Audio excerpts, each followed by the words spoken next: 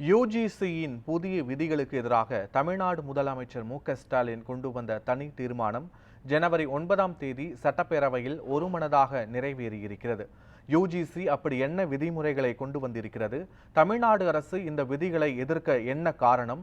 இது பற்றிய ஒரு விரிவான விளக்கத்தை இப்போது காணலாம்.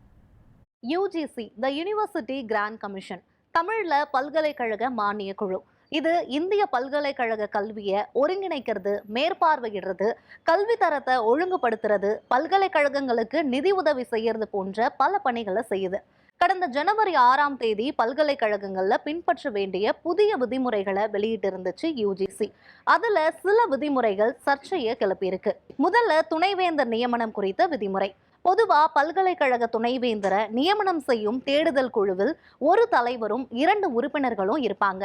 அதன்படி இப்ப வெளியிடப்பட்ட அறிக்கையில குழுவின் தலைவரா ஆளுநர் பரிந்துரைப்பவரும், ஒரு உறுப்பினரா யுஜிசி பரிந்துரைப்பவரும், மற்றொரு உறுப்பினரா பல்கலைக்கழக நிர்வாக குழு அல்லது மேலாண்மை உறுப்பினர் பரிந்துரைப்பவரும் இருப்பார்னு யுஜிசி சார்பில் தெரிவிக்கப்பட்டிருக்கு.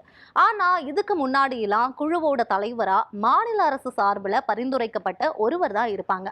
இப்போ அந்த இடத்துல ஆளுநர் பரிந்துரைப்பவர் இருப்பார் அப்படிங்கிறப்போ மாநில அரசோட பிரதிநிதித்துவம் பறிக்கப்படுறது போல இருக்கு.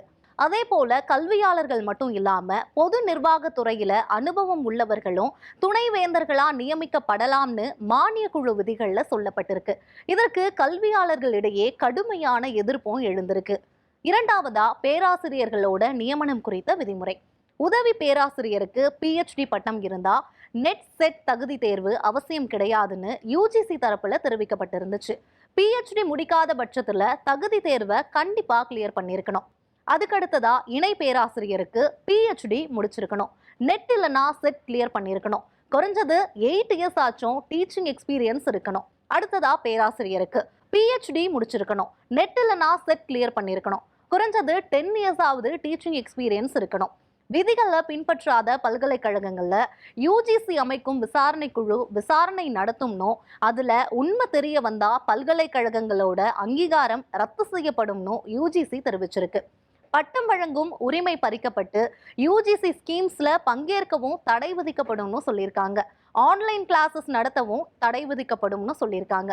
மேலும் விதி மீறலை பொறுத்து கூடுதல் தண்டனை நடவடிக்கைகள் எடுக்கப்படலாம்னு யுஜிசி எச்சரிக்கை விடுத்திருக்கு. இந்த நிலையில யுஜிசியின் இந்த புதிய விதிமுறைகள் தமிழக அரசுக்கு எதிராகவும் ஆளுநரோட தலையீடு அதிகமாக இருப்பதாகவும் தமிழக மாணவர்களோட எதிர்காலத்தை பாதிப்பதாகவும் முதலமைச்சர் மு.க.ஸ்டாலின் குற்றம் சாட்டியிருக்காரு. இது குறித்து சட்டப்பேரவையில் அவர் உரையாற்றும் போது யுஜிசி இத்தகைய நடவடிக்கைகள் இந்திய அரசமைப்பு சட்டத்தின் அடிப்படை கோட்பாடான கூட்டாட்சி தத்துவத்திற்கு எதிரானது மட்டும் இல்லாம தமிழ்நாட்டில் சமூக நீதி கோட்பாடின் அடிப்படையில் உருவாக்கப்பட்ட வலுவான உயர்கல்வி கட்டமைப்பை இந்த வரைவு நெறிமுறைகள் பாதிக்கும் வகையில் அமைந்துள்ளதாலும் தமிழக இளைஞர்களின் எதிர்காலத்தை கடுமையாக பாதிக்கும் என்பதாலும் யுஜிசியின் இந்த 2 வரைவு நெறிமுறைகளையும் துணைவேந்தர் நியமனம் தொடர்பாக வெளியிடப்பட்டுள்ள வரைவு நெறிமுறைகளையும் உடனடியாக திரும்ப பெற வேண்டும்னு மத்திய அரசின் கல்வித்துறையை கேட்டுக்கொள்ளும் வகையில்தான் முதலமைச்சர் கொண்டு வந்துள்ள தனி தீர்மானம் வலியுறுத்துது.